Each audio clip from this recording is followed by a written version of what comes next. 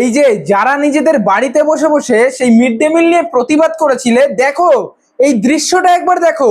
হয়তো তোমাদের বাড়ির ছেলে মেয়ের থেকেও এই ছেলে মেয়েগুলো খুব বেশি আনন্দে এবং খুব ভালো পুষ্টিকর খাবার খাচ্ছে। কথাটা আমি এইভাবে বলতে বাধ্য হলাম কারণ যারা ওই রাস্তায় বেরিয়ে প্রতিবাদ করছো তাদের একজনের ছেলে মেয়েও সেই সরকারি স্কুলে পড়তে যায় না। তাই তারা জানেও না যে সরকারি স্কুলে ইসকন কি রকমের খাবার দাবার দিচ্ছে ছেলে মেয়েদের।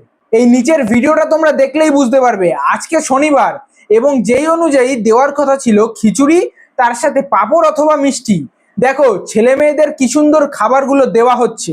খিচুড়িটা অন্তত দেখলেও ভক্তি লাগবে, কিন্তু বেশ কিছু মাস আগে যে খিচুড়ি দেওয়া হতো তাদেরকে, তা দেখলে খাওয়া তো দূরে থাক, ছুতেও ভয় করতো। আসলে বন্ধুরা, সরকার যেমনটা কথা দিয়েছিল যে ইসকন খুব পুষ্টিকর এবং সুস্বাদু খাবার দেবে, সেই অনুযায়ী কিন্তু ইসকন আজকে শনিবার হিসাবে খিচুড়ি এবং মিষ্টি ছাত্রছাত্রীদেরকে দিয়েছে।